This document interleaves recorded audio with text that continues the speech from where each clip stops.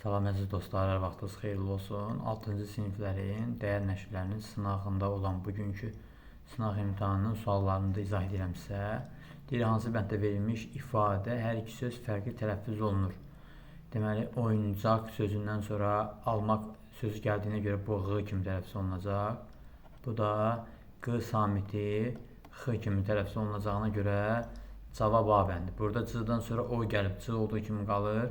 G-dan sonra A gəlib, G olduğu kimi qalır. D-dan sonra T gəlib, T kimi tələffüz olunur. Amma ikinci sözdə, topası sözündə heç bir dəyişiklik baş vermir. 8-ci sual, bəndlərdən birində fərqlənmiş söz yazılışı yanlışdır. Deməli, bu olacaq könül, könül. Bu olacaq ömür. Bu olacaq beyin. Bu olacaq oğul. İndi gəlin baxaq. Bu nə zaman baş verir uşaqlar? Bu o zaman baş verir ki, bəzi sözlər var ki, onlara saitlə başlayan şəkilsi artıranda ikinci icrasındakı qapalı sait düşür. Amma bu sözlər hansılardır? Bu sözlər 2 ilə bölünür. Milli sözlər var, bir də alınma sözlər var. Alınma sözlərdə həm mənsubiyyə şəkilçisi, həm də hal şəkilsi artıranda hər ikisi düşür. Milli sözlərdə isə sadəcə mənsubiyyə şəkilçisi artıranda düşür. Könlüm quşu qanat çalmaz, sənsiz bir an Azərbaycan. Burada könlüm, mənim könlüm deyirik deyə burada mənsubiyyətdir. Bunun əvvəlinə mənim artıra bilirik deyə bu oldu mənsubiyyət.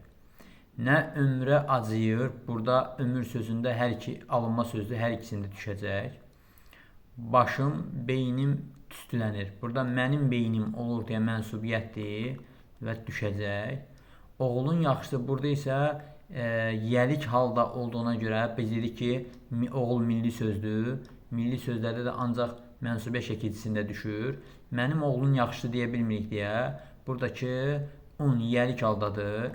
Yəlik halda olanda əslində bu söz olmalıydı. Oğulun şəklində olmalıdır. Cavab D variantı. 9-cu sualda hansı sözün nöqtələrin yerinə M hərfi yazılmalıdır? Uşaqlar, sümbül, pambıq, zənbil, şənbə. Cavab nə olacaq? Olacaq cavab C variantı. 10-cu sual. Deyir ki, cədvələ əsasən doğru fikir müəyyən edin. Müdir, müxbir, müflis, mülahizə.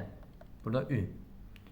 Ümid, müdrik, mühüm, üfüq. Deməli, doğru cavab nə olacaqdır? Doğru cavab B variantı. Niyə? Burada i yazılır. Burada ü'dür. Əslində i yazılıb. Bu səhvdir.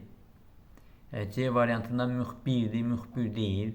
Müflis deyil. Müflisdir. Ona görə səhvdir. Cavab 10-cu suallarda B variantı. Gəldik 11-ci suala. Deyir ki, hansı cümlədə fərqləndirilmiş sözün tələffüzü doğrudur? Burada da gənə əsasən q samitinin işlənməsindən söhbət gedir. Q samiti ya q kimi, ya x kimi, ya da k kimi işlənir uşaqlar. Amma baxır harda? Saitlə başlayan şəkilsi artıranda q kimi işlənir. Milli mənşəli sözlərdə samitlə başlayan şəkilsi artıranda və şəkilsiz işlənəndə x kimi işlənir. Alınma mənşəli sözlərdə sözün sonunda olanda k kimi işlənir. Coğrafiya dərsində bucaq ölçəm. Burada q olmalıdır. Niyə görə? Çünki q samitindən sonra sait gələrsə bu q tələffüzdə necə olacaq? Q kimi olacaq. Ona görə A bəndi səhvdir. Dostumuzun açıq aydın baxışları. Burada açıq aydın, çünki açıq sözündən sonra nə gəlib? Aydın saitlə başlayan söz gəlib. Qorxduğundan ayaq yalın. Burada yalın samitlə başlayan söz gəldiyinə görə burada x olmalıydı. Ayaq yalın. Azərbaycan ərikləri. Burada da ərik olmalı deyil uşaqlar. Burada iş olmalıdır. Ərikləri. Əgər k samitindən sonra da eyni şəkildə sait gələrsə k y kimi tələffüz olunacaq. Əgər samit gələrsə iş kimi tələffüz olunacaq. Gəlirik 12-ci suala. Deyir, hansı cümlədə tünd hərflə verilmiş sözün düzgün yazılışı var? Eyni şəkildə burada uşaqlar sonu eyni cinsi samitlə bitən sözlərə samitlə başlayan şəkilçi artıranda bunu düşür. Olur fənlər şəklində. Ona görə də A saiti nə oldu? Yəni A variantı getdi. Rəsm xət sözündə uşaqlar bir xıdır, xət sözü olur, rəsm xət olur. Hisslərinə sözündə gənə samitlə başlayan şəkilçi olduğuna görə hisslərinə bir sı olmalıydı. Və nəhayət sirdaşım sözündə necə olur? Sirdaşım olmalıdır. Burada gəl bir daha baxırıq bura uşaqlar. Yaman gündə tam oturub kənara istər bir fənlə özün qurtaraq. Burada mümkün deyil. O məktəb illərində rəsm xət dərsinə çox bacarıqlı idi. Görən doğrudan insan qəlbinin incə hisslərinə toxunmur şiir. Mənim Bahar adlı sirdaşım var. Uşaqlar, burada cavab B kimi götürüblər. Böyük ehtimal ki, bunu T kimidir. Amma bu yenə də rəsm xət, üsüm xət sözlərində yeni qaydaya görə ola bilsin ki, götürüblər. Amma yenə də burada əslində xət olmalıdır. Burada bir sual, bu sualda problem olma ehtimalı daha çox.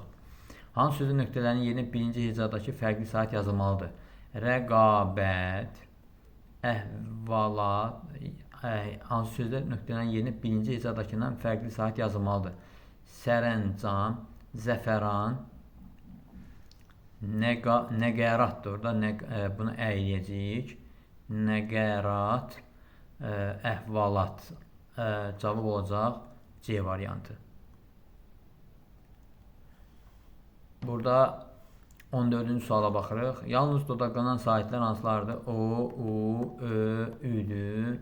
Ona görə də yalnız dodaqlanan saitlər qoşun. A variantı. Burada İ pozur. Buralarda zaten Ədir. Burada da Ə pozur. Təşkilat sözündə hansı səs yoxdur? Yəni səs soruşursa uşaqlar təşkilat. Biz həmən sözü nə edirik? Tələffüzə keçirdirik. Deməli, hansı söz yoxdur? Q yoxdur. Tələffüzə görə də baxdığımız üçün burada Q yoxdur. 16. Deyir, hansı söz uzun tələffüz olunan sait yoxdur? Alim var. Mötərizə var. Şahin var. Amma insanda yoxdur. İnsan deyilir, elə insan kimi də yazılır. Yəni, dəyişim yoxdur. 17-yə baxırıq uşaqlar. 17. Deyir ki, hansı cümlədə tələffüz şəklində verilmiş sözdə aşağıdakı verilmiş qayda öz əksini tapmamışdır? Nə deyir? Bəzi mərkəb sözlərin tələffüzündə birinci sözün son samiti, uşaqlar, məsəl üçün, baxın, birinci sözün son samiti düşür. Misal üçün, bəzi qonşular elə bilirlər ki, xala oğlu, burada sözün yazısı nədir? Xala oğluyuq. Burada xala oğlu, burada xala oğlu, burada nə düşüb? A düşüb. Yəni, burada bu hadisə olmayanı soruşur, olmasın. Yəni, bu düşmə hadisəsi olmasın. Dilənçilər tanıdıqları ərbablardan kiminin xəsis, kiminin də əli açıq olduğunu. Burada da bunun yazısı nədir? Əli açıq. Çıx. Burada da düşdü. Bizdən düşməyən soruşur. Onun məqsədi əlaltı bir adamdır. Burada əl plus alt plus ö. Yəni əlaltı. Burada əlin altı mənasındadır. Bu qeyri-müəyyən yerli haldadır. Bu da mənsubə şəkilçili sözdür. Burada düşməyib.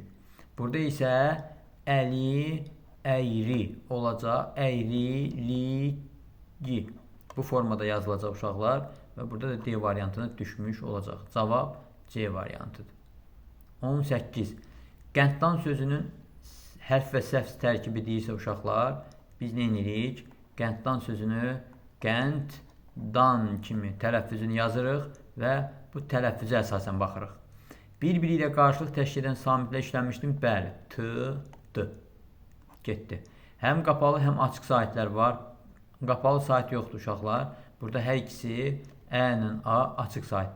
Səs və hərf tərkibi arasında bir fərqli məqam var. Səs və hərf tərkibi arasında bir fərq var. Bəli, burada T nəyə keçib? D T'yə keçib də daha doğrusu. T, D qoşalığı var. Qoşa T nə olub? Qənddan T, D-yə keçib. Səs artımı və ya səs düşümü baş verməmişdir. Bəli, yəni cavab C variantıdır. Sonra gəlirik 19-cu suala uşaqlar. 19-cu sualı biraz düzəldim. Bu mətnləri birazdan izahını verəcəm. Verilmiş sözlər içərisində səs artımı baş verənləri müəyyən edin. Deməli, bu olacaq uşaqlar hökümdar. Elə sözlər var ki, uşaqlar bir hecalı, iki hecalı sözlərdir, tələffüzü üç hecalı olur. Təəssüflə sözündə səs düşümü var. Təəssüf. Nə var? Səs düşümü var. Bizdən nə soruşur?